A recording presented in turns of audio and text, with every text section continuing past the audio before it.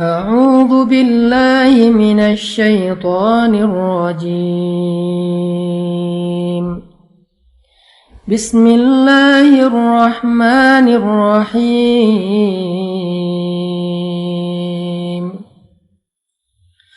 ولما ورد ماء مدين وجد عليه أمة من الناس يسقون ووجد من دونهم امرأتين تذودان قال ما خطبكما قالتا لا نسقي حتى يصدر الرعاء وأبونا شيخ كبير فسقى لهما ثم تولى إلى الظل فقال رب إني لما أنزلت إلي من خير فقير فسقى لهما ثم تولى إلى الظل فقال رب إني لما أنزلت إلي من خير فقير. Sadaqallahul Azim. Dan ketika Musa sampai di sebuah oasis di daerah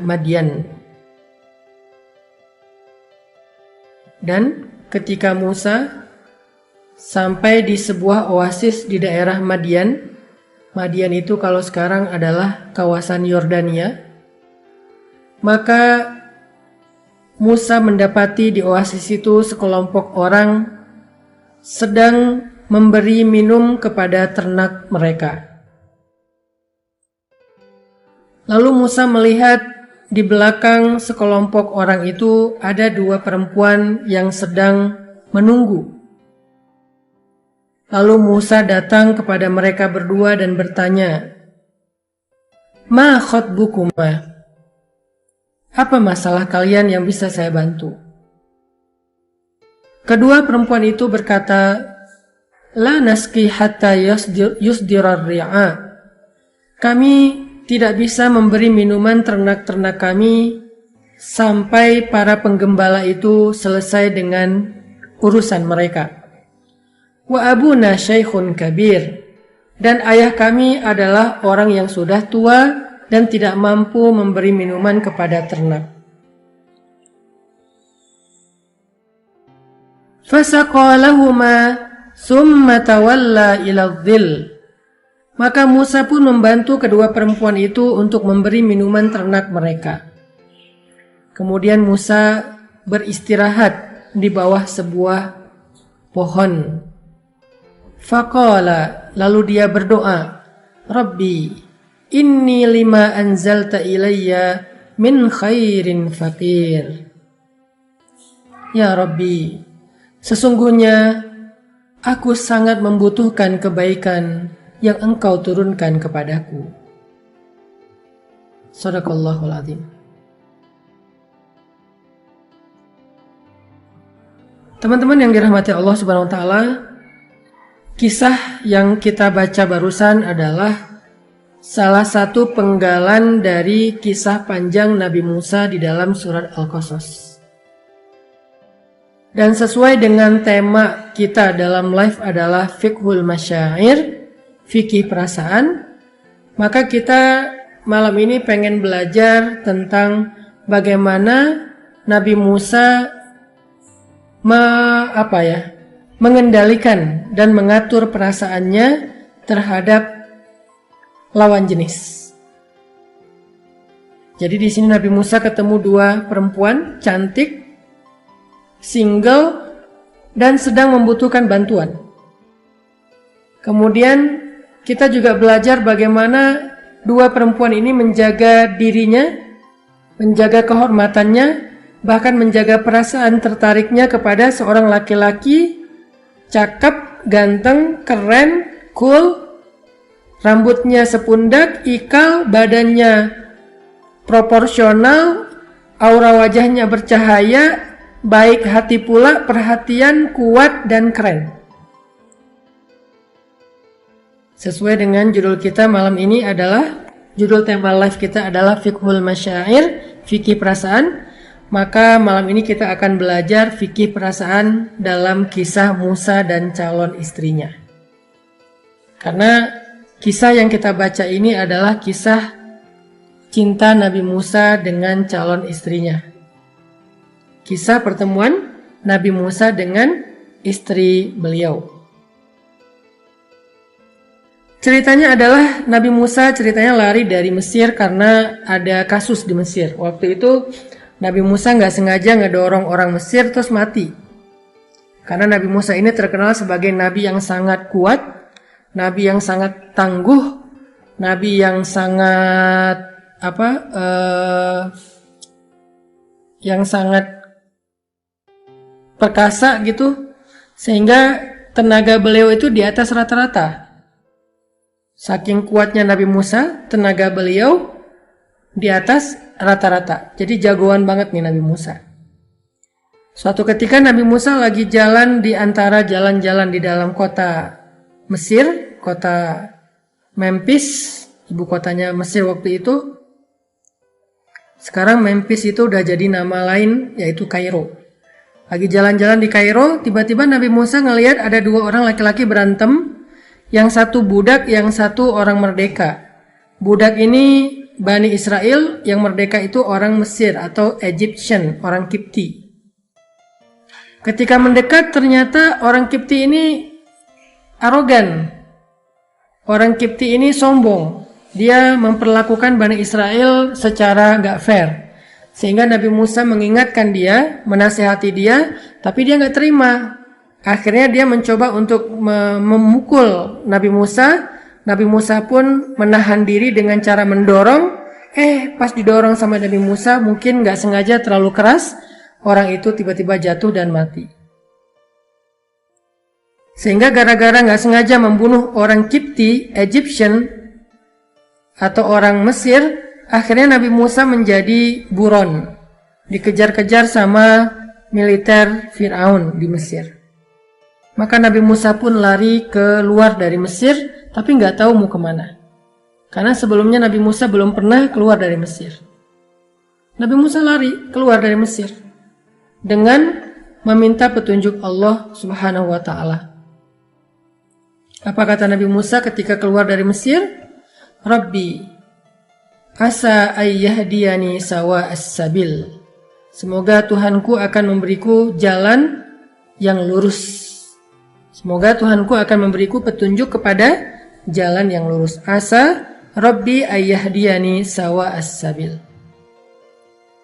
Jadi Nabi Musa mengawali perjalanannya dengan doa safar. Ini juga menjadi pelajaran buat kita semuanya. Kalau kita mau melakukan sebuah safar, sependek apapun safar kita, sekedar ke minimarket depan rumah misalnya, asal keluar rumah, apalagi kalau kita naik kendaraan, maka jangan lupa meminta petunjuk Allah. Minimal mengatakan bismillah. Minimal mengatakan bismillah. Jangan lupa meminta petunjuk Allah. Kenapa? Karena kita nggak pernah tahu ada apa di luar sana. Mungkin ada orang yang nyetirnya nggak benar. Sekarang kan banyak tuh kasus orang yang nyetir dalam keadaan mabuk, sehingga nabrak orang di jalan tanpa dia sadari, sampai meninggal dunia, sampai patah, sampai cedera, sampai orang lebih dari satu orang, macam-macam orang karena pengaruh narkoba. Kita nggak tahu di luar sana ada apa. Walaupun kita cuma ke minimarket di luar rumah yang jaraknya mungkin cuma 100 meter. Kita nggak pernah tahu, Allah yang tahu. Makanya kalau kita keluar rumah, minimal baca bismillah. Kalau mau lebih panjang lagi, baca doa safar. Subhanalladzi sakhkhara lana hadza, bismillah tawakkaltu 'ala Allah, dan seterusnya. Doa safar itu keren banget isinya. Yang intinya meminta perlindungan kepada Allah dan petunjuk kepada Allah. Itu yang dilakukan Nabi Musa. Dan gak akan kecewa orang yang berdoa kepada Allah. Sebagaimana Nabi Musa di awal perjalanannya saat lari keluar dari Mesir berdoa kepada Allah, gak kecewa. Perjalanan beliau adalah perjalanan yang dibimbing oleh Allah Subhanahu wa Ta'ala. Jadi pelajaran pertama dari adegan Nabi Musa ini adalah jangan lupa meminta bimbingan, perlindungan, petunjuk dari Allah, terutama saat kita melakukan safar. Walaupun safar kita itu safar yang singkat, sekedar kita mau keluar rumah mencari jajanan, mau belanja. Nah, ketika Nabi Musa sampai di daerah Madian, setelah perjalanan beberapa hari, Nabi Musa jalan kaki dengan bekal yang seadanya, dengan pakaian seadanya, nggak pakai kendaraan. Kebayang nggak capeknya jalan dari Mesir sampai ke Yordania jalan kaki sendiri, nggak ada guide, nggak ada kendaraan, nggak ada bekal yang cukup. Bekal seada-adanya, namanya juga lari mendadak. Mungkin cuma bawa beberapa butir korma sama air seadanya, sehingga Nabi Musa melakukan perjalanan yang sangat melelahkan, perjalanan yang sangat berat, perjalanan yang sangat panjang dari Mesir sampai ke Yordania atau Madian. Sampai di Madian, Nabi Musa melihat sebuah oasis. Oasis itu kalau di tengah padang pasir adalah harapan. Ketika orang haus, ketika orang lapar, ketika orang lelah, oasis adalah harapan. Di tengah padang pasir yang gersang, gak ada air, panasnya luar biasa, maka ketika melihat oasis, itu rasanya kayak melihat surga. Ketika melihat oasis, rasanya kayak melihat surga. Akhirnya Nabi Musa pun datang ke oasis tersebut untuk mencari kebaikan yang ada di sana. Apakah beristirahat, apakah mendapatkan makanan, dan seterusnya. Ketika Nabi Musa sampai di oasis, Nabi Musa melihat ada sekelompok sekelompok gembala ya. Para penggembala sedang memberi minuman ternak mereka. Dulu tuh satu gembala itu bisa punya 100 ekor onta, 100 ekor domba. Mereka punya ternak yang banyak, satu orang penggembala. Dan ini ada beberapa orang penggembala yang lagi ngantri ngasih minum ternak mereka.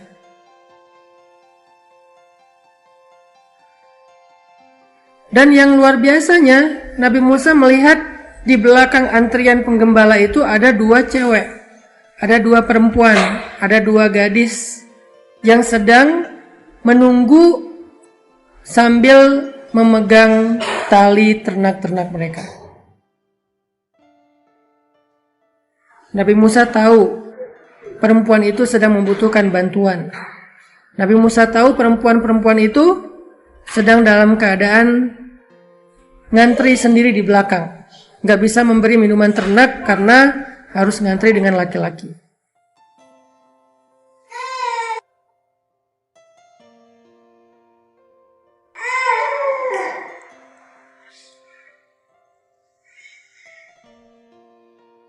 Akhirnya Nabi Musa pun datang kepada mereka. Lalu Nabi Musa bertanya kepada kedua perempuan ini, "Ma khatbukumah?" Apa masalah kalian? Ma khatbukumah? Apa masalah kalian? Nabi Musa nggak nanya alamat mereka, Nabi Musa nggak basa-basi, Nabi Musa nggak caper kepada mereka. Nabi Musa langsung kepada inti pertanyaan, to the point, ma khatbukumah. Kalau bahasa kita, apa yang bisa saya bantu? Kalau bahasa kita, ada yang bisa saya bantu, itu arti ma khatbukumah. Kalau bahasa resminya, terjemahan bakunya, apa masalah kalian? Jadi kalau misalnya ketemu dengan perempuan atau dengan lawan jenis yang kita nggak kenal tapi kita tahu mereka membutuhkan bantuan, jangan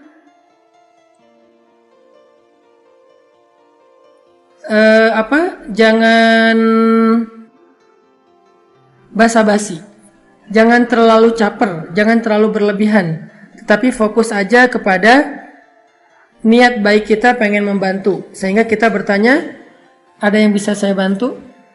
Ada masalah yang bisa saya tolong? Ada yang bisa saya lakukan? Atau apapun bahasa yang lebih luas selama itu tidak berlebihan. Itulah yang dilakukan Nabi Musa alaihissalam untuk menjaga perasaan. Perasaan siapa? Perasaan beliau dan perasaan perempuan tersebut. Ini namanya fiqhul masyair, fikih perasaan. Orang yang paling mengerti tentang perasaan, yang peka tentang perasaan, mereka akan hati-hati menjaga perasaan. Karena Nabi Musa nggak kenal perempuan itu, jangan sampai ternyata itu istri orang. Kalau Nabi Musa udah terlanjur caper, Nabi Musa udah basa-basi, sehingga terjadi fitnah, nanti suaminya akan kecewa, suaminya akan sedih. Yang lebih parah lagi, suaminya akan marah dan akan terjadi keributan. Berarti kan kita nggak bisa jaga perasaan orang.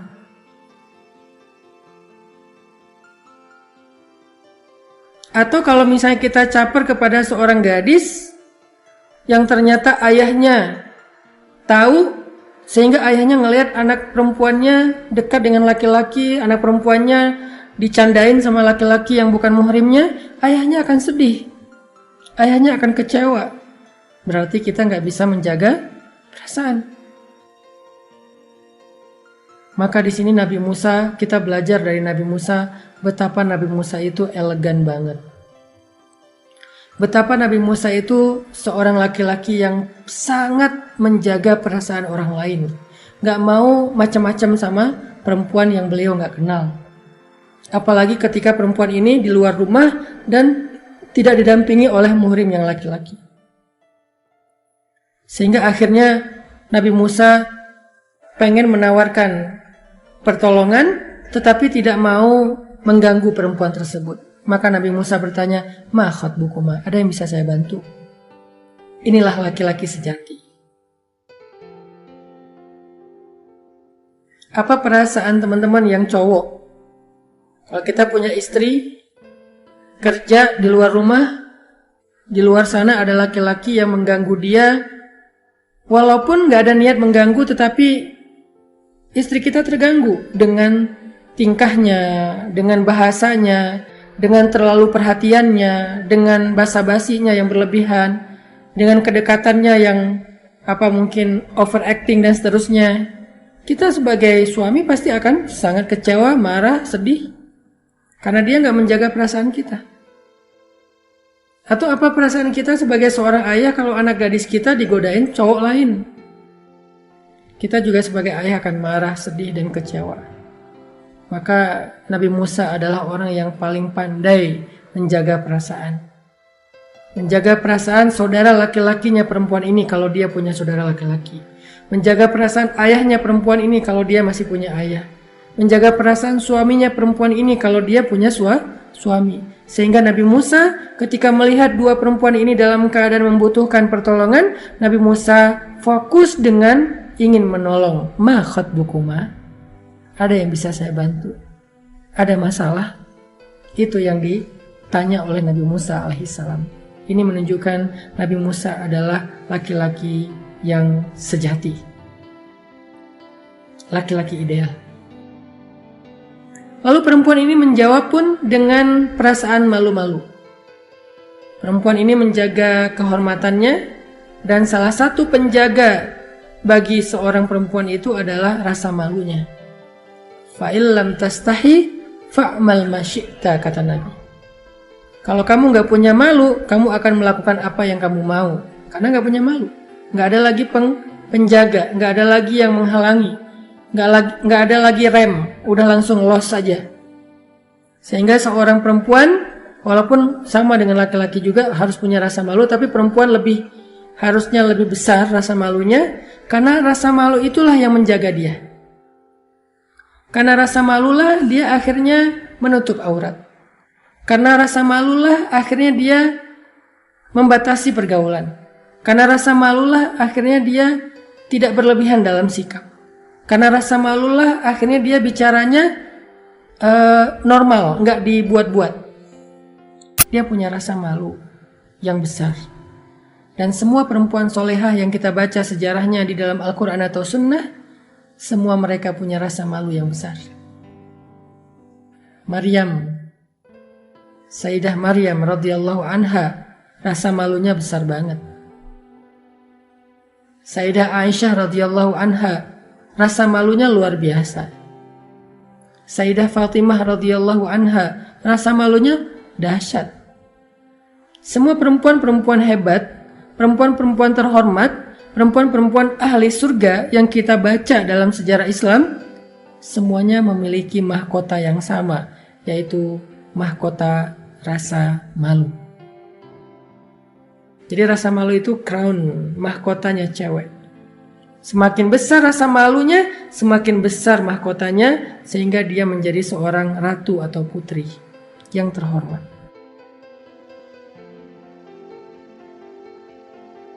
Maka kedua perempuan ini pun menjawab, La nasqi hatta yusdirar ri'a.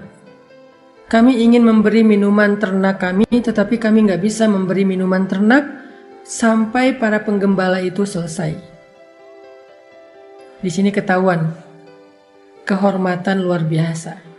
Mereka lebih rela memilih ngantri lama daripada berdesak-desakan dengan laki-laki lain. Coba baca psikologis sejarah. Jangan hanya membaca teks sejarah, tetapi bacalah psikologis sejarah. Ustadz, maksudnya rasa malu itu dalam segi apa? Dalam menjaga kehormatan dan menghindari dosa. Itu rasa malu. Berbuat sesuatu yang dosa, yang tercela, menjaga kehormatan, itu adalah penjaganya rasa malu. Itu maksudnya. Dan perhatikan, saking pemalunya perempuan ini, mereka lebih rela ngantri untuk memberi minuman ternak mereka, ngantri lama, nunggu lama, daripada berdesak-desakan dengan laki-laki yang bukan muhrim. Ini saya nggak lagi ngomongin fikih. Jadi coba teman-teman menerjemahkannya dari angle motivasi, bukan dari angle fikih. Karena kalau dari angle fikih nanti akan sangat spesifik kasusnya. Kadang-kala emang kita terpaksa untuk berdesak-desakan kayak di bus, di kendaraan umum. Gak mungkin juga kan kita nunggu kendaraan kosong baru kita naik, gak mungkin. Jadi di sini saya nggak lagi ngomongin fikih, karena kalau udah ngomongin fikih, saya harus ngomong lebih detail. Ada pengecualian-pengecualiannya secara fikih yang kita harus berdamai. Kalau kita masih bisa naik kendaraan sendiri, ya alhamdulillah. Tapi kan gak semua orang punya kendaraan. Dan kadang-kadang naik kendaraan sendiri itu lebih sulit daripada naik kendaraan umum. Kalau di beberapa negara, misalnya kayak di luar negeri itu fasilitas umumnya udah bagus. Fasilitas publiknya udah bagus. Jadi kalau kita di luar negeri malah lebih senang naik MRT misalnya kalau di Singapura daripada kita naik mobil pribadi yang harga parkirnya lebih mahal. Kan kondisinya beda-beda ya. Di Indonesia mungkin kita lebih enak naik kendaraan pribadi kalau punya, karena kendaraan umum kita mungkin belum sebagus di luar negeri. Tapi di luar negeri lebih gampang naik fasilitas umum, kendaraan umum, karena memang fasilitasnya udah bagus.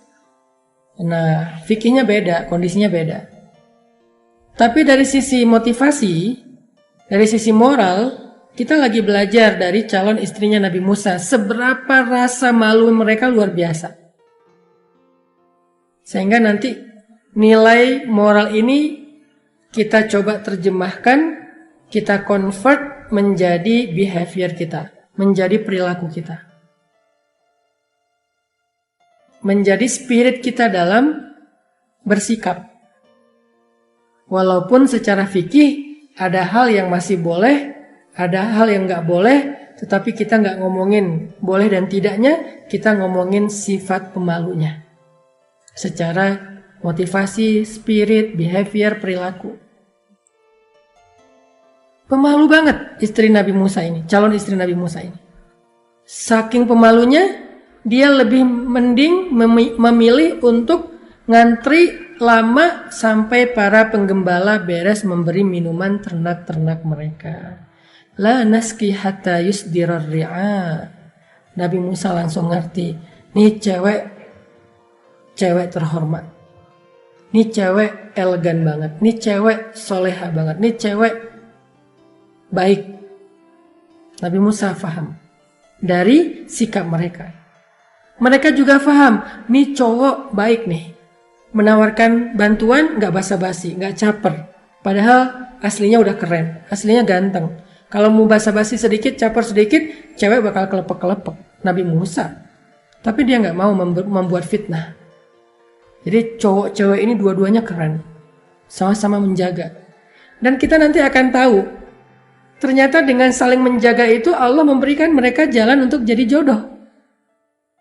Ketika di luar sana banyak orang yang mengklaim bahwa gimana mau nikah kalau belum dekat. Beli mobil aja ada test drive, masa cari jodoh gak ada test drive? Siapa bilang?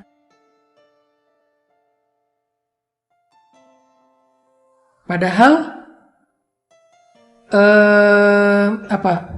Nabi Musa dan calon istrinya termasuk orang yang sangat menjaga dan membatasi diri, tapi bisa jadi pasangan. Jadi gak usah khawatir soal jodoh.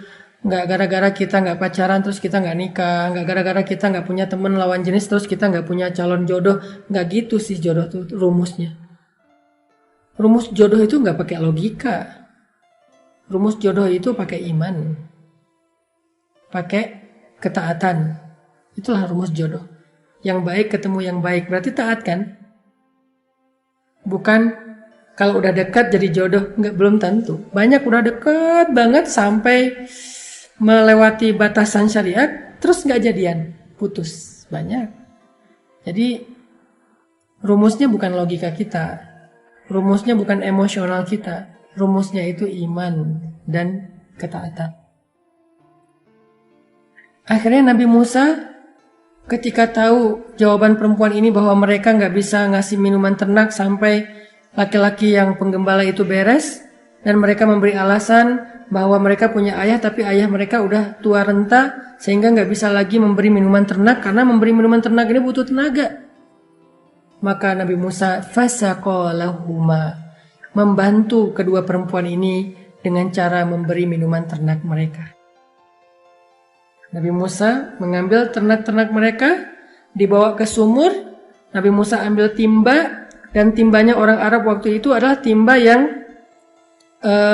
berat, timba dari kayu yang dilem gitu, pokoknya timba jadul banget yang berat tuh. Belum diisi air aja udah berat, apalagi diisi air. Maka Nabi Musa turun ke dalam sumur. Sumur orang Arab tuh gede, luas, sehingga orang kalau mau ngambil air tuh bukan timba pakai tali, turun ke bawah. Turun ke dalam, ngambil air, ngasih kepada ternak. Udah beres, turun lagi, ngambil air, ngasih kepada ternak. Sampai semua satu persatu ternak-ternak itu selesai minum air. Dan mungkin itu butuh waktu setengah jam atau 1 jam, tergantung jumlah ternaknya. Fasaqalahuma, maka Nabi Musa pun memberi air kepada ternak itu untuk membantu kedua perempuan tadi. Lihat, Nabi Musa itu lagi capek banget. Nabi Musa itu habis melakukan perjalanan panjang sendiri, gak ada guide, gak ada kendaraan, gak ada bekal, gak ada baju hangat. Sampai di sebuah sumur, ngelihat 2 orang cewek sedang membutuhkan bantuan, Nabi Musa langsung datang bertanya, "Ma khatbukuma, ada yang bisa saya bantu? Kalian ada masalah?" Lalu ketika tahu kebutuhan mereka memberi minuman ternak, Nabi Musa langsung buru-buru ngambil ternak itu, diberi minuman satu-satu sampai beres. Lalu perempuan itu pergi aja. Ini menunjukkan Nabi Musa adalah seorang laki-laki sejati, gak akan membiarkan perempuan sendiri kesusahan. Walaupun beliau capek banget. Walaupun beliau mungkin ngantuk banget, walaupun beliau sendiri itu udah lelah banget, masih mau bersusah payah membantu 2 orang perempuan supaya menjaga kehormatan mereka. Jangan ngantri lama-lama. Jangan di sini lama-lama banyak cowok. Ya udah saya bantu aja sini biar kalian cepat beres dan bisa kembali ke rumah kalian. Ini nih karakter basicnya seorang cowok keren itu adalah melindungi. Itu cowok keren banget. Jadi di sini juga teman-teman bisa belajar ya, terutama yang akhwat, tipe cowok kayak gimana yang ideal untuk jadi suami kalian. salah satunya kayak Nabi Musa, melindungi. Dia nggak akan rela membiarkan perempuan itu susah. Kalau dia masih sanggup, walaupun dia udah lelah banget, dia akan lakukan. Kebayang nggak kalau cowok kayak gini jadi suami? Ngelihat istrinya rempong di dapur. Ngelihat istrinya seharian capek ngurus anak. Kebayang nggak? Tega nggak nih laki-laki ngelihat istrinya capek? Nggak akan tega. Tega nggak nih laki-laki ngelihat istrinya rempong? Nggak akan tega. Kenapa? Karena dia adalah cowok sejati. Dan buat cowok, belajarlah menjadi seperti Nabi Musa. Yang gak akan tega ngebiarin cewek susah. Yang gak akan tega membiarkan cewek dalam keadaan terbuka. Maksud terbuka di sini dia sendiri di tempat keramaian, terus dia harus susah payah ngurus ternaknya sehingga nanti dia bercampur dengan cowok-cowok. Enggak. Dia melindungi. Sifat mengayomi, melindungi, menjaga, itu tuh sifat Nabi Musa, cowok sejati banget, gentleman banget.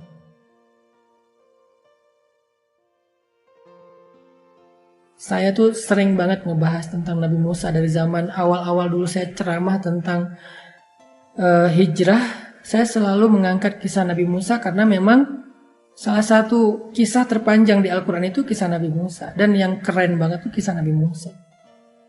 Kita belum lagi baca nanti kisah-kisah yang lain di surat kalau nggak salah di surat Al-Ahzab gitu, yang tentang fisiknya Nabi Musa. Pokoknya keren abis deh pokoknya Nabi Musa. Dalam keadaan lelah, Nabi Musa masih punya perasaan pengen nolong. Nabi Musa masih punya perasaan nggak tega. Jadi buat cowok-cowok yang naik kendaraan umum, terus dia duduk di kursi, lalu tiba-tiba masuk cewek, masih ngebiarin cewek itu berdiri, itu tuh bukan cowok sejati. Jangan pernah lakukan itu. Belajar spontan untuk berdiri kalau ngelihat cewek di depan kita sedang berdiri di tempat umum dan kita duduk, ada tempat duduk. Jangan pernah duduk, berdiri. Tapi cewek itu nggak berhijab, nggak ada urusan. Tapi cewek itu pakai salib, nggak ada urusan. Mau dia muslim, mau dia non muslim, mau dia udah taat, mau dia belum taat, itu bukan bagian kita. Bagian kita adalah berkewajiban mengayomi, melindungi, membantu, menjaga. Sebagai laki-laki menjaga perempuan. Mau dia muhrim kita, mau bukan muhrim, nggak ada batasan, jagain aja semua. Apalagi kalau perempuan itu orang tua, ibu-ibu, nenek-nenek. Perempuan itu dalam keadaan hamil. Karena saya pernah ngeliat ada cowok duduk dengan tenang, dengar pakai headset, dengar musik mungkin. Dan dia secara fisik normal, bukan orang yang disabilitas. Di depannya ada perempuan berdiri. Memang bukan perempuan, bukan orang tua, tapi namanya perempuan. Kita harus menghargainya. Dia duduk aja anteng sampai beres. Waktu itu saya lagi naik kendaraan di mana gitu. Ada beberapa kali kejadian. Itu nggak boleh. Gimana kalau cowoknya udah tua, Ustadz? Kan nggak tega juga, Ustadz. Ya, kita bisa ngukur lah. Kalau udah kakek-kakek ya jangan dong. Kalau kakek-kakek kan statusnya syekhun kabir seperti di ayat tadi, ya sama dengan perempuan, sama-sama harus kita hargai. Tapi kalau masih bapak-bapak, masih kuat, normal pula, harusnya dia berdiri. Apalagi kalau perempuan itu perempuan khusus, yaitu perempuan yang sedang hamil, atau perempuan yang orang tua, dan seterusnya. Kalau di Mesir, pengalaman saya dulu waktu kuliah tuh, kalau misalnya kita naik damri ya, naik bis umum mau ke kampus, karena kan berangkatnya pagi-pagi tuh, kita naik duluan. Soalnya rumah kita tuh paling ujung, halte terakhir lah. Jadi pas kita berangkat pasti kita dapat tempat duduk biasanya. Pulang juga pasti dapat tempat duduk karena tinggal dikit orangnya. Masuk nih ke bis, duduk. Tapi kan pas halte-halte berikutnya orang bertambah. Nah biasanya ada budaya di Mesir, nggak tahu sekarang ya, dulu waktu saya masih kuliah, Kalau yang masuk ke bis itu ibu-ibu, bukan perempuan muda, ibu-ibu khususnya, itu sebis akan berdiri. Keren ya? Itu sebis akan berdiri mempersilahkan ibu-ibu ini mau duduk, milih tempat duduk yang mana nih. Walaupun biasanya dipilih yang paling depan. Sebis itu akan berdiri, silakan bu, silakan. Semuanya mempersilahkan, dan ibu ini kayak ratu gitu, bebas memilih tempat duduk yang mana, mau di pojok sana, mau di sini, mau di situ, bebas. Perempuan dihargai. Bahkan di pasar nih serba-serbi lah kehidupan di Mesir di tempat ayat-ayat cinta ya. Karena saya di sana 6 tahun dan cukup senang banget tinggal di Mesir tuh. Itu tuh di pasar, kalau ibu-ibu belanja ya, pedagangnya cowok, pembelinya cewek, ibu-ibu. Wah, itu mah kita bakal kasihan sama pedagangnya. Kalau di Indonesia kita kasihan kepada pembelinya, kalau di Mesir kasihan kepada penjualnya. Kenapa? Bebas banget tuh ibu-ibu milih sayur, udah dimasukin ke dalam kantong, nggak jadi, ganti lagi. Nawarnya, aduh, udah kayak mau minta gratis loh, luar biasa. Dan penjual nggak boleh marah. Kalau penjual sampai marah, apalagi sampai berantem sama ibu-ibu, itu dia bakal dibully sepasar. Kalau dia berantem sama ibu-ibu, rame sama ibu-ibu, atau duduk ketika ibu-ibu berdiri di bus, dia akan dibully satu bis. Dia akan dibully satu bis. Biasanya di bis itu ada etika ya, ada budaya di Mesir itu yang diprioritaskan itu ibu-ibu, bukan perempuan. Kalau perempuan muda mungkin masih tergantung orang. Tapi kalau ibu-ibu, bapak-bapak sama ulama. Ini budaya yang saya rasain di Mesir. Kalau yang masuknya ulama, kelihatan dari pakaiannya, ini bajunya dosen Al-Azhar, kan dosen Al-Azhar itu minimal gelarnya doktor ya. Nggak ada yang di bawah doktor, S2 tuh nggak ada. Semuanya doktor atau profesor. Kalau dosen Al-Azhar udah masuk ke bis, kok dosen Al-Azhar masuk bis? Ya, karena dosen Al-Azhar itu gajinya kecil. Udah kecil, setengahnya disedekahin. Itu kerennya dosen Al-Azhar. Gajinya sedikit, udah gitu setengahnya dikasih ke mahasiswa. Karena saya sendiri sering dapat. Sebagai mahasiswa sering didatengin dosen di awal bulan, dosen datang ke kita terus nanya, anak-anakku, kalian udah beli buku belum? Kita diam aja. Dia langsung ngeluarin uang dari gajian dia bulanan, setengah dia kasih buat mahasiswa untuk beli buku. Ngasih beli buku, beli kebutuhan sehari-hari, itu tuh. Nah, pas dosen ini masuk ke bis, biasanya itu tuh kita semuanya nggak akan tega duduk sementara dosen masih berdiri, nggak akan tega. Semua kita serentak sebis itu bangun menghormati ulama. Jadi kalau yang masuknya ibu-ibu, yang masuknya itu kakek-kakek, yang masuknya itu ulama, sebis berdiri untuk ngasih tempat duduk kepada 3 orang ini. Sehingga dosen kita biasanya suka memilih yang paling dekat dengan beliau biar nggak repot, duduk, lalu beliau pas sudah duduk membuka mushaf Al-Quran, baca Quran sepanjang bis jalan, sepanjang jalan, baca Quran. Dan tahukah kita, dosen Al-Azhar itu nggak ada yang nggak hafiz, semuanya hafiz. Karena pendidikan di Mesir, kalau pendidikannya agama kayak madrasah, ibtidaiyah, sanawiyah, aliyah, jadi kelas 3 SMA di Mesir itu udah harus hafiz. Nggak akan dapat ijazah SMA kalau dia nggak hafiz. Jadi kalau kelas 3 SMA aja udah hafiz, apalagi S3, doktor, udah pasti semua dosen Al-Azhar itu, adalah hafiz. Terus ngapain buka mushaf? Beliau pengen mencontohkan kepada mahasiswanya yang sedang dalam bis. Kalau lagi nganggur, kalau lagi nggak ngapa-ngapain, mending baca Quran. Akhirnya pas kita ngelihat dosen kita baca Quran, kita kan jadi nggak enak hati ya. Ya udah deh, semuanya pada baca Quran. Semuanya pada buka mushaf. Ada yang cuma buka doang, di dalamnya handphone. Nah, itulah kelakuan mahasiswa. Mushafnya dibuka, tapi dalamnya handphone liatin. Karena dosennya nggak marah, nggak nyuruh, cuma nyontohin doang. Ini menunjukkan betapa luar biasanya keadaan itu. Jadi artinya Nabi Musa balik lagi ke cerita tadi, menghargai perempuan ini dengan cara membantu mereka. Fasaqalahuma ayat 24. Udah. Ketika kedua perempuan ini udah pulang ke rumahnya, Nabi Musa balik ke tempat beliau istirahat. Tawalla ila dhil, beliau kembali dan duduk di bawah pohon yang rindang. Istirahat di bawah pohon dalam keadaan capek banget, dalam keadaan lapar banget, dalam keadaan lapar, dalam keadaan capek, dalam keadaan ngantuk, dalam keadaan haus. Nabi Musa kemudian duduk di bawah pohon itu sambil berdoa kepada Allah. Robbi. Kalimat panggilan Robbi itu romantis banget loh antara hamba dengan Rob. Jadi bukan ya Allah, itu bagus. Tapi ada yang lebih romantis, Robbi. Kata Nabi Musa, Robbi. Inni lima anzalta ilayya min khairin fakir. Wahai Robku, aku sangat membutuhkan kebaikan yang engkau turunkan untukku. Coba lihat etika Nabi Musa berdoa. Elegannya bahasa Nabi Musa ketika berdoa.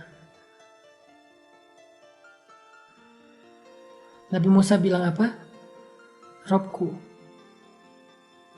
aku sangat membutuhkan apa yang engkau turunkan dari kebaikan untukku. Nabi Musa nggak bilang, ya Allah saya lapar, enggak. Nabi Musa nggak bilang, ya Allah saya haus, enggak. Nabi Musa nggak bilang, ya Allah saya nggak tahu harus nginep di mana malam ini, nggak ada tempat tinggal, enggak. Tapi Nabi Musa bilang, ya Rabbku, sesungguhnya aku sangat membutuhkan kebaikan yang engkau turunkan untukku. Apa maksudnya? Nabi Musa menyerahkan kebaikan apa yang akan Allah turunkan untuk beliau terima. Nabi Musa nggak mau mengatakan secara spesifik, walaupun boleh berdoa secara spesifik itu boleh. Tapi saking pemalunya Nabi Musa, saking gak enaknya Nabi Musa sama Allah, saking elegannya bahasa Nabi Musa, saking yakinnya Nabi Musa bahwa Allah itu pasti memberikan yang terbaik, maka Nabi Musa bilangnya, Rabbi, inni lima anzalta ilayya min khairin fakir. Ya Allah, ya Rabbi, aku sangat membutuhkan kebaikan yang engkau turunkan untukku. Kebaikan dalam bentuk yang masih sangat umum. Bisa makanan, bisa minuman, bisa tempat tinggal, bisa keluarga, bisa apapun. Nabi Musa nggak spesifik karena kenapa? Nabi Musa berserah aja, terserah Allah mau ngasih apa, saya ridho. Terserah Allah mau ngasih kebaikannya yang bentuknya apa, aku terima ya Allah. Yang jelas aku sangat butuh dan aku nggak punya apa-apa, fakir. Disinilah kita belajar kepada Nabi Musa satu hal. Apa? Belajar merasa fakir di hadapan Allah Subhanahu wa taala. Fikih perasaan. Belajar perasaan fakir di hadapan Allah Subhanahu wa taala. Apa itu perasaan fakir? Perasaan gak punya apa-apa. Perasaan gak bisa apa-apa tanpa Allah. Perasaan butuh hanya kepada Allah. Perasaan bergantung hanya kepada Allah. Jadi dari doa ini kita belajar merasa fakir di hadapan Allah. Coba teman-teman bayangin seorang laki-laki yang fakir, miskin, fakir banget, bukan miskin, fakir banget. Lalu ketemu dengan orang kaya, kira-kira gimana sikapnya? Lalu ketika diberikan satu bantuan oleh orang kaya, gimana sikapnya? Saya pernah ngasih kayak sedekah kecil-kecilan gitu kepada seseorang. Angkanya kecil sih, cuma 50.000 gitu ya, ngasih 50.000. Itu orangnya nangis loh. 50.000 itu mungkin uang pulsa kita. 50.000 itu buat sebagian orang mungkin cuman pagi juga udah kurang 50.000. Dia biasanya kebutuhan dia sehari-hari itu 100.000, 200.000. Ada yang sehari habis 1 juta, ada yang sehari bisa habis sekian juta. Jadi 50.000 itu receh banget buat dia. Ada yang bahkan cuma dikasih 10.000 ojek online. Ketika dia datang membawa barang yang kita pesan, kita lebihkan dia 5.000 aja. Gimana sikapnya? Dia akan bilang, makasih ya Pak. Ada yang sampai matanya berkaca-kaca dikasih 10.000. Ada yang sampai berdoa panjang, semoga Allah memberikan Bapak rezeki yang berlipat ganda. Cuma dikasih 20.000. Ada yang sampai nangis beneran, cuma dikasih 30.000, 40.000, 50.000. Itu kan ekspresi orang yang fakir. Ketika mendapatkan apapun dia nggak pernah protes. Kok cuma segini? Enggak. Kenapa? Karena dia merasa fakir. Dikasih 2.000 juga buat dia sesuatu banget. Dikasih 10.000 sesuatu banget. Kadang saya pernah kayak, ngasih apa waktu itu ya? Oh, ada bapak-bapak di depan rumah, istirahat duduk. Dia jualan, kalau nggak salah jualan tangga. Ada kan orang yang jualan tangga itu jalan kaki. Sampai bawa 3 tangga dari bambu tuh yang panjang, yang gede, yang berat. 3 tangga digotong sendiri, keliling, jalan kaki. Karena udah capek, dia duduk di depan rumah. Waktu itu saya lagi bersihin mobil, buka gerbang, ngelihat ada bapak-bapak duduk. Saya nanya, Pak, mau minum gitu? Dia senyum aja, saya kasih minuman. Terus kita ngobrol-ngobrol, tanya rumahnya ternyata jauh, dan dia kayaknya malu-malu menjawab kalau dia belum makan. Saya bungkusin, terus saya kasih. Saya ajak masuk ke dalam, istilah dia nggak mau, dia mau di depan aja sebentar doang katanya. Saya kasih sebungkus makanan, air ditaruh dalam botol, sama sedikit uang jajan buat anak-anaknya. Itu tuh nangis doa panjang banget. Kenapa kok bisa ekspresinya begitu menghargai padahal yang kita kasih kecil? Karena dia ngerasa fakir, dia butuh banget. Dia nggak protes, kok cuma sebungkus sih? Kok nggak sekarung beras? Dia nggak protes, kok cuma air sih? Dia nggak protes, kok jajannya cuma segini sih? Kenapa? Karena dia ngerasa dirinya tuh butuh. Dia fakir, nggak punya apa-apa. Sehingga dikasih apapun, sekecil apapun buat dia tuh berharga. Itu perasaan fakir. Sehingga ketika kita memiliki perasaan itu kepada Allah, merasa fakir di hadapan Allah, maka muncullah rasa syukur. Dikasih apa aja kita bersyukur karena menurut kita semua itu baik dan kita butuh. Dikasih berapapun kita bersyukur. Tapi kalau kita ngerasa kaya di hadapan Allah, pasti standarnya beda. Standar orang kaya sama orang fakir tuh beda. Orang kaya dikasih uang 20.000 tuh bukannya berterima kasih, malah merasa dihinakan. Lo ngehina gua ya, mau ngasih uang kayak gini. Gitu kan, malah marah gitu. Dikasih uang 20.000. Dia baru merasa berharga kalau dikasih 1 juta. Bahkan ada orang yang kalau dikasih 1 juta juga merasa kayak dihina. Ini apa-apaan nih? Lo mau ngasih uang gua receh kayak gini? Lo nggak menghargai gua dan seterusnya. Dia mintanya 10 juta, 20 juta. Jadi artinya kalau kita merasa kaya di hadapan Allah, merasa punya segalanya, susah bersyukur. Susah menghargai pemberian Allah. Yang ada kita protes. Kalau kita merasa udah keren, ketika dikasih jodoh oleh Allah, kita ngerasa kayak, kok gini doang sih jodoh saya? Emang kita keren gitu? Jadilah fakir. Fakir bukan hanya soal harta, total kehidupan kita. Saya itu orang biasa aja, bukan orang hebat, bukan orang keren, bukan orang ganteng, bukan orang cantik. Sehingga saya gak merasa harus mendapatkan pasangan yang harusnya kayak gini spesifik. Enggak. Jangan merasa keren di hadapan Allah. Jangan merasa kuat di hadapan Allah. Jangan merasa sempurna di hadapan Allah. Jangan merasa kaya di hadapan Allah. Karena itu awal dari kedurhakaan. Kalla innal insana la yatgha ar-ra'ahu istaghna. Manusia itu akan melampaui batas, banyak dosa kalau dia memandang dirinya serba cukup.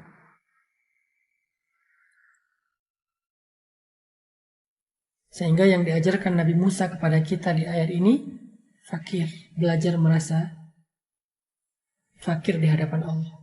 Sehingga kita merasa membutuhkan apapun yang Allah berikan. Dan kita menghargai seberapapun yang Allah berikan. Coba dengarkan firman Allah di dalam surat Fatir. Surat Fatir itu surat 35 ayat 15. Surat Fatir surat 35 ayat 15. Coba dengarkan firman Allah. Ya ayyuhan nas, ya ayyuhan nas, antumul fuqara'u ila Allah. Ya ayyuhan nas, antumul fuqara'u ila Allah. Wallahu huwal ghaniyul hamid.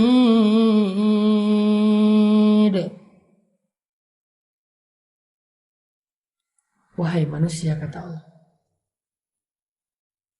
Wahai manusia, kalian itu fakir, gak punya apa-apa, gak ada apa-apanya di hadapan Allah. Kalian semua fakir di hadapan Allah. Kalian semuanya butuh kepada Allah. Dan Allah, dialah yang maha kaya dan maha terpuji. Allah gak butuh kepada kalian. Kalian butuh kepada Allah. Di sini kita belajar, teman-teman, di ayat ini. Belajar merasa fakir di hadapan Allah. Sebagaimana Nabi Musa mengatakan, Rabbi, inni bima anzalta ilayya min khairin fakir. Ya Allah, saya sangat butuh. Saya gak punya apa-apa. Saya terima apapun pemberianmu dari kebaikan-kebaikan di sisimu, ya Allah. Ini bahasa yang sangat indah dalam doa seorang hamba yang sedang dalam keadaan sangat susah. Bahasanya santun banget. Kalau ngomong ke Allah itu harus santun. Ngomong ke Allah itu harus pakai etika. Karena kita ngomong ke manusia aja kadang-kadang menjaga bahasa santun. Masa ke Allah asal-asalan. Yang santun. Cari bahasa paling baik. Yang bahkan dengan manusia aja kita jarang pakai bahasa itu. Sehingga Nabi Musa mengatakan, Rabbi, inni bima anzalta ilayya min khairin fakir. Setelah Nabi Musa berdoa kayak gitu, coba perhatikan lagi surat Al-Qasas ayat 25 sekarang. فجاءته إحداهما تمشي على استحياء. Maka tiba-tiba datanglah salah satu dari dua perempuan tadi. Nabi Musa lagi bersandar di pohon, lapar banget, capek banget, haus banget. Baru berdoa kepada Allah, Rabbi, inni bima anzalta ilayya min khairin fakir. Langsung Allah ijabah. Langsung Allah perkenankan doa Nabi Musa dengan mengutus satu dari dua perempuan tadi berjalan ke arah Nabi Musa. Perhatikan kalimatnya. Tamshi ala istihya. Berjalan malu-malu. Berjalan malu-malu. Ada dua pelajaran minimal di sini. Pertama, seperti yang saya sampaikan tadi, sifat perempuan yang paling soleha itu adalah sifat pemalu. Pemalu banget. Sehingga ketika dia bertemu dengan lawan jenis yang bukan muhrimnya, dia berjalan malu-malu. Gimana jalan malu-malu? Maju, mundur. Maju lagi, aduh gimana ya, mundur lagi. Aduh gimana ngomongnya ya, malu-malu. Luar biasa nih perempuan, keren banget. Dari cerita ini aja kita udah tahu betapa perempuan ini cantik, pintar, soleha, baik, keren pokoknya. Namanya calon istri Nabi, pasti keren. Cantiknya luar biasa pasti. Pintarnya juga luar biasa pasti. Akhlaknya pemalu. Tamshi ala istihya, jalan malu-malu. Pelan-pelan Nabi Musa lagi duduk bersandar, istirahat. Perempuan itu mau mendekat tapi kayak malu gitu. Mau ngomong tapi harus disampaikan. Cuman gimana nyampeinnya malu. Makin pemalu, makin cantik. Ini nih buat cowok-cowok. Kalau cewek tadi udah tahu calon dari cowok yang keren tuh gimana. Kalau sekarang buat cowok-cowok, cewek yang keren tuh kayak gimana. Cowok yang keren kayak Nabi Musa, mengayomi, perhatian, apalagi menjaga, menolong, nggak tegaan, itu cowok keren. Cewek keren, malu-malu. Makin malu, makin cantik. Bukan makin malu-maluin ya, makin malu, makin cantik. Jadi cantiknya bukan fisik, cantiknya adalah karakter. Makin pemalu, makin solehah. Makin pemalu, makin ideal jadi istri. Karena dia akan menjaga diri, kita nggak akan khawatir terhadap dia. Kita akan tenang meninggalkan rumah, pergi kerja keluar kota. Karena istri kita pemalu. Dia nggak akan keluar batas. Dia sangat pemalu dan pemalu itu yang menjaga dia.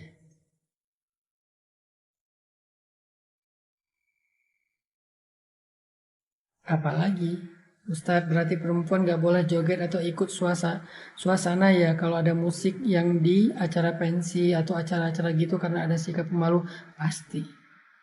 Kalau ada perempuan apalagi masih udah berhijab tapi masih dance di tempat umum atau dance-nya sendiri tapi diposting, berarti dia harus belajar dari istri Nabi Musa, belajar dari Sayyidah Maryam, belajar dari Sayyidah Aisyah, belajar dari istrinya Nabi Musa, pemalu. Terus dia walaupun malu-malu akhirnya dia maksain diri untuk bicara. Dia bilang, qalat inna abi yad'uka liyajziyaka ajra ma saqaita lana. Saya mencoba untuk menirukan intonasi ngomong bahasanya. Karena saya pengen mengimajinasikan sejarah. Dia bilang, inna abi yad'uka liyajziyaka ajra ma saqaita lana. Datar. Bahasanya datar. Nggak caper, nggak dilembut-lembutkan suaranya, nggak lirak-lirik, nggak senyum-senyum sendiri, nggak pakai emoticon, nggak pakai little love segala macam karena belum halal. Bahasanya santai aja, datar. Tapi informasinya sampai. Gimana datarnya? Inna abi yad'uka liyajziyaka ajra ma saqaita lana. Ayah saya mengundang engkau ke rumah untuk untuk mengucapkan terima kasih karena kamu udah membantu kami. Gitu doang bahasanya.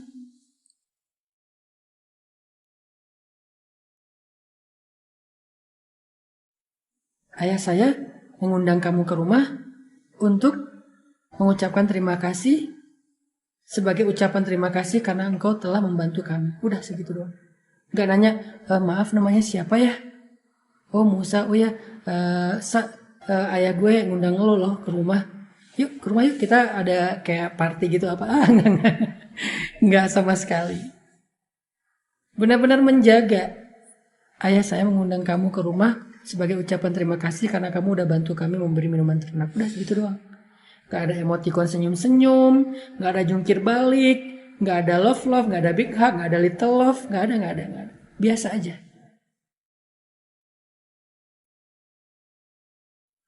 Dan Nabi Musa pun faham. Sehingga akhirnya Nabi Musa pun ikut jalan bersama dengan perempuan ini ke rumahnya.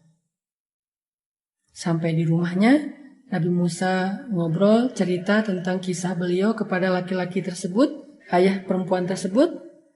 Lalu ketika ayah perempuan ini ke belakang, bertemu dengan putri-putrinya, salah satu dari perempuan ini kemudian ngomong, qalat ihdahuma, ya abati.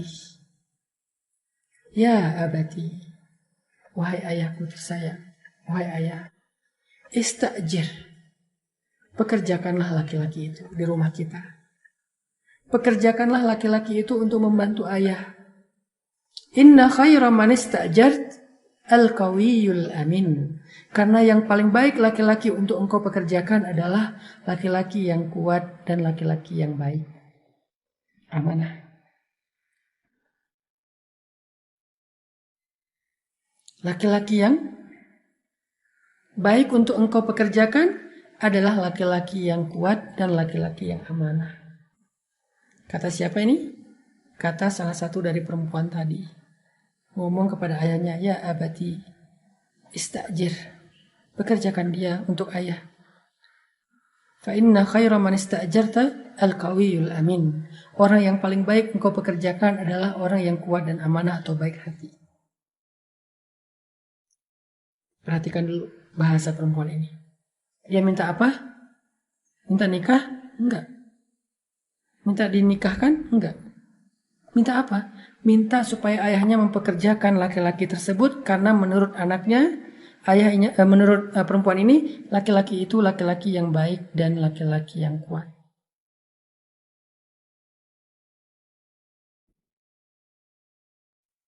Dan ayah perempuan ini juga laki-laki yang terhormat, laki-laki yang bijaksana, faham maksud anaknya. Dia faham kalau anak perempuannya tertarik dengan laki-laki tersebut. Karena kalau nggak tertarik, dia nggak akan komen kalau laki-laki itu baik dan kuat. Dia tertarik, dia memperhatikan, sehingga dia bisa menyimpulkan laki-laki itu laki-laki yang baik dan kuat dan amanah, cocok bekerja di rumah kita. Sehingga ayahnya ini langsung ngerti, oh anak saya perhatian sama laki-laki tadi. Oh anak saya kayaknya punya perasaan kepada laki-laki tadi. Cuman karena dia pemalu dan menjaga kehormatan, dia ngomongnya bahasanya bahasa sindiran, elegan, kiasan. Sehingga ayahnya bilang apa kepada Nabi Musa? Di ayat 27. Inni uridu an unkihaka ihdabnatayya hatain. Aku ingin menikahkan kamu dengan salah satu dari putriku.